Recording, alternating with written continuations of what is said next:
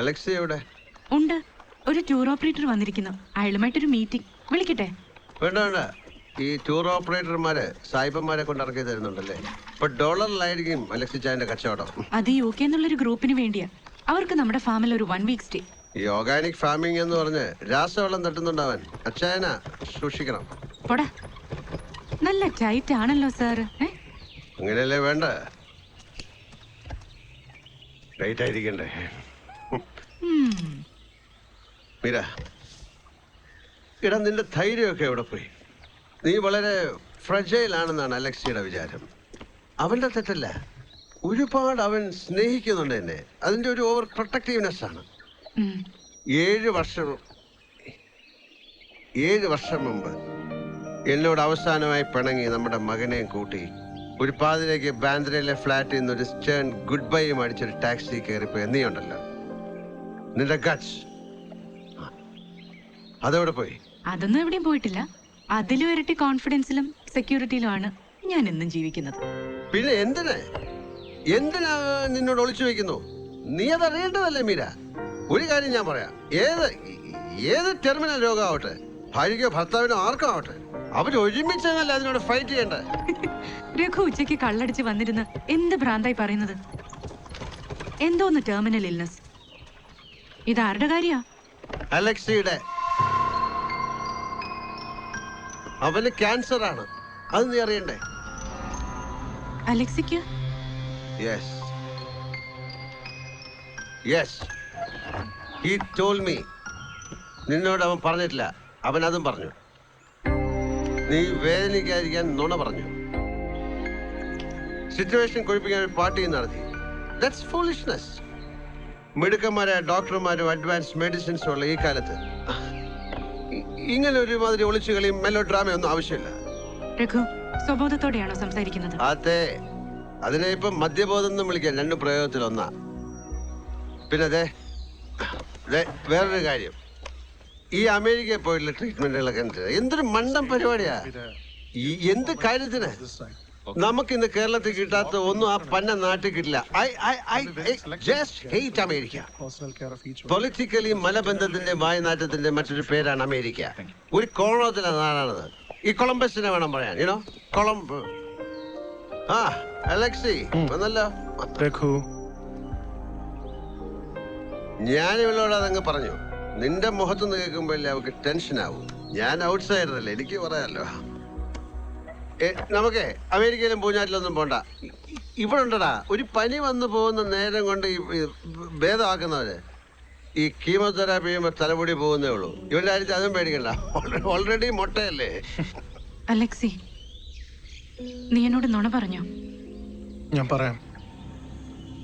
I can explain Meera.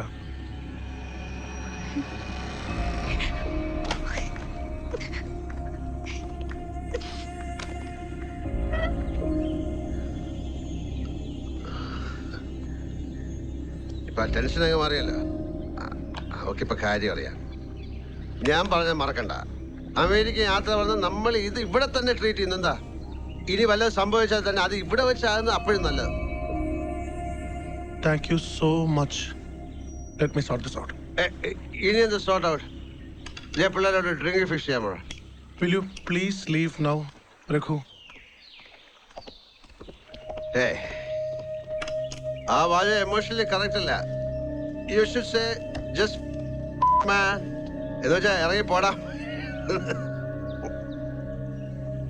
നീ പോയി നിന്റെ കെട്ടികളുമായിട്ട് ക്യാൻസറിന്റെ മെല്ലോ ഡ്രാമ കളിക്കുക. Cancer? What is this cancer, man?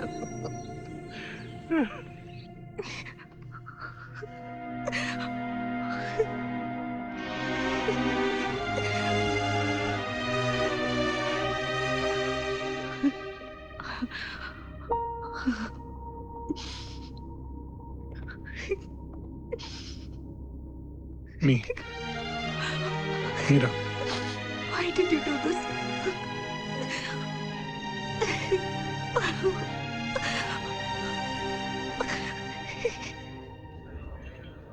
ചിലപ്പോൾ ചില പ്രത്യേക സിറ്റുവേഷനിൽ നമുക്ക് വേണ്ടി മറ്റൊരാൾ സംസാരിക്കേണ്ടി വരും. അതേ ഞാൻ ചെയ്തോളൂ. ഇപ്പൊ ചിലപ്പോൾ എന്നോട് ദേഷ്യം തോന്നുന്നുണ്ടാവും. സാരമില്ല, മാറിക്കോളൂ. ഇനി മാറിയില്ലെങ്കിലും കുഴപ്പമൊന്നുമില്ല. എന്താ ജോൺ സാർ? ഇവിടെ നിന്ന് പോയതും അവിടെ പോയി സംസാരിച്ചതൊന്നും സാറല്ല, ഉള്ളി കിടക്കുന്ന കള്ളാന്നേ ഞാൻ പറയും. എന്ന് വെച്ചാൽ ഞാൻ ചുമ്മാ ഡ്രിങ്കിന്റെ പുറത്ത് ചെയ്താണെന്നോ? അതെ, അല്ലെങ്കിൽ സാർ അവിടെ പോവില്ല. അലക്സി സാറ് പറയാതെ വെച്ചത് വിളിച്ചു പറയൂല. സാർ ഒന്ന് ആലോചിക്കും. ആ ആലോചനയാണ് സ്മോളിന്റെ മേലെ ഇല്ലാണ്ടാവണേ. ജോൺസൺ, നീ എന്താ ഇങ്ങനെ? ഒരു യോഗ്യത ഇല്ല സാർ സാറിനോടൊക്കെ ഇങ്ങനെ സംസാരിക്കാൻ. കസ്റ്റമേഴ്സ് ചോദിക്കുന്നത് ഒഴിച്ചു കൊടുക്കുക, കാശ് മേടിക്കുക, അത്രേ ഉള്ളൂ എന്റെ ജോലി. വലിയ റെസ്പെക്റ്റ് ആണ് സാർ, അതുകൊണ്ട് പറയാ. സാർ ഒരുപാട് കാലം ഇവിടേക്ക് ഉണ്ടാവണമെന്ന് ആഗ്രഹമുണ്ട്. സാർ ആ മേനോൻ സാറിനൊന്ന് നോക്കിയേ, 14 വർഷമായിട്ട് ഞാൻ കാണുന്നതാണ്. റിട്ടയർ ആയതിനു ശേഷം എന്നും വരും. 2 പെഗ്, അതിനപ്പുറത്തേക്കില്ല. ഒന്ന് നാക്ക് കുഴയുന്നതോ കാലിടുന്നതോ ഞാനിതുവരെ കണ്ടിട്ടില്ല. പുള്ളി കള്ളിനെ കുടിക്കുക, കള്ള് പുള്ളിയെ കുടിക്കുകയല്ല. സാറിന്റെ കാര്യം തിരിച്ചാ. ഒരു ബ്രേക്ക് എടുക്കുക സാറേ. നീ ഒരു ഡ്രിങ്ക് എടുത്തേ.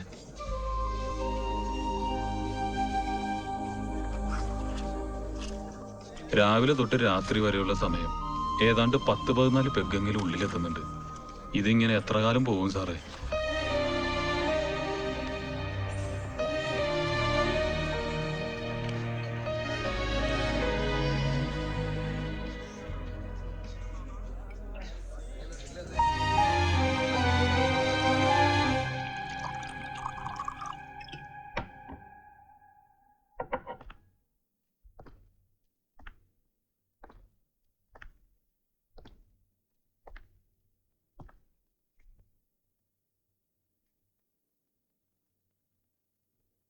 ഞാനൊരു അഡിക്റ്റ് ആണെന്ന്, ആൽക്കഹോളിക് ആണെന്ന് മാത്രം പറയരുത്.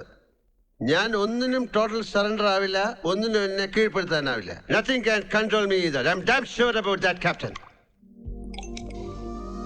രഘു, നീ അത് ജീവിച്ച് തെളിയിക്കേണ്ടിയിരിക്കുന്നു. ആർക്കും വേണ്ടിയല്ല, സ്വയം ബോധ്യപ്പെടാൻ. ആ പ്ലംബർ മണിയനോട് പറയും പോലെ എനിക്ക് രഘുവിനെ ഉപദേശിക്കാനാവില്ല, അത് ബോറാവും.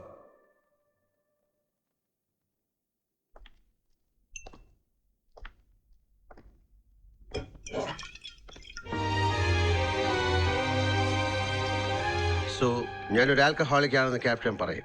നീ അറിയുന്നില്ലെങ്കിലും ചുറ്റുപാടുള്ള ലോകം പറയാൻ തുടങ്ങിയിട്ട് ഒരുപാടായി. അറിയാഞ്ഞിട്ടല്ല, പറയാതിരിക്കാൻ ശ്രമിച്ചതാണ് ഞാൻ. Raghu, you are an alcoholic.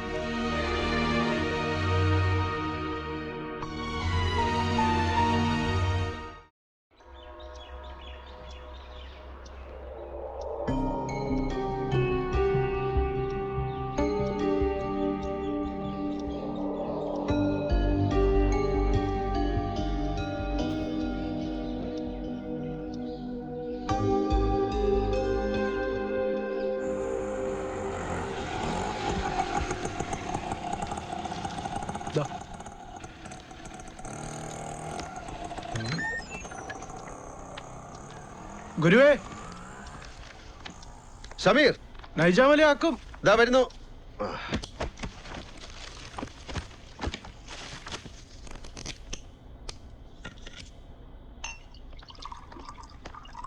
ഈടാ, നീ ഏതോ ഹോസ്പിറ്റൽ അത്യാസന്ന ഫോമിൽ കിടക്കുകയാണെന്നാണല്ലോ കേട്ടത്. അവര് വിട്ടതോ നീ ചാടിയതോ?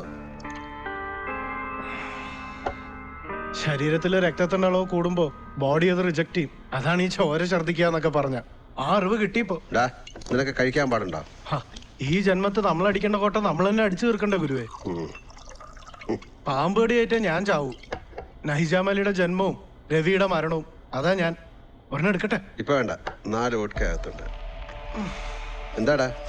ഏയ് ഒന്നുമില്ല രഘുവേട്ടാ, ഞാൻ ഒരു തീരുമാനം എടുത്തു.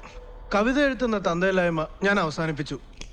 ഇനി സിനിമാ പാട്ട് എഴുത്തുന്ന ആഭിചാരം തുടങ്ങാൻ പോകുന്നു. തലയിൽ ഇത്തിരി ആൾതാമസമുള്ള 1-2 സംവിധാനങ്ങൾ ഓഫർ ചെയ്തിട്ടുണ്ട്. നമ്മുടെ ഈ ജില്ലയിൽ നിന്ന് മീരച്ച് ട്യൂൺ ചെയ്ത് അത് അതേപടി ഒരു ഡയറക്ടർ സിനിമയിലേക്ക് എടുത്തു. 10,000 രൂപയും തന്നു. ആലോചിച്ച് നോക്ക് രഘുവേട്ടാ, എടശ്ശേരിക്കും വയലോപ്പള്ളിക്ക് ഇവിടെ എന്ത് കിട്ടിയിട്ടുണ്ട്? ഇത് 12 വരി AB തരത്തിന് 10,000 രൂപ.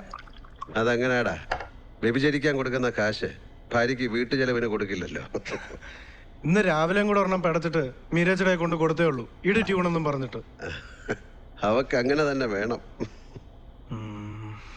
മഴ കൊണ്ട് മാത്രം മുളയ്ക്കുന്ന വിത്തുകൾ ചിലതുണ്ട് മണ്ണിൻ മനസ്സിൽ. കൊള്ളാം. ഇനി നീ അങ്ങനെ കുറച്ചാലും ജീവിക്ക. എരന്ന് നടന്ന് കുടിക്കണ്ടല്ലോ. നിന്നെ ഹോസ്പിറ്റലിൽ നിന്ന് ഡിസ്ചാർജ് ചെയ്ത് തന്നെയാണോ? പിന്നെ എന്റെ ലിവർ ഫംഗ്ഷൻ ടെസ്റ്റിന്റെ റിപ്പോർട്ട് കണ്ടിട്ട് സലാം ഡോക്ടർ എന്താ പറഞ്ഞതെന്നറിയോ? എജ്ജാതി ലിവർ അഷ്ടാതെന്ന്. ഇന്ത്യയിൽ ഒരു ഡോക്ടറും ആ ഭാഷയെ സംസാരിക്കില്ല. അത് വിട്. എന്റെ രഘുവേട്ടാ, എവിടെ കിടന്ന് മരിക്കണമെന്ന് നമ്മളോട് ആരും പറഞ്ഞിട്ടുമില്ല, നമ്മൾ ആർക്കും വാക്കും കൊടുത്തിട്ടില്ല. എന്താടാ സമീറേ?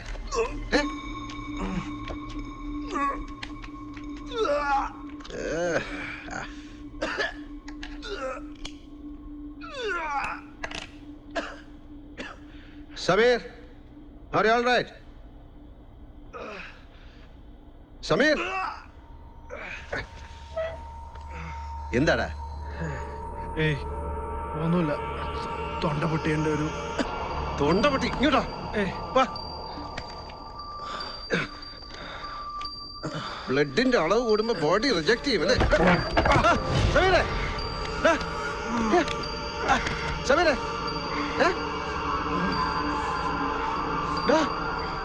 സമീറേ, ഉമ്മാ, സമീറേ.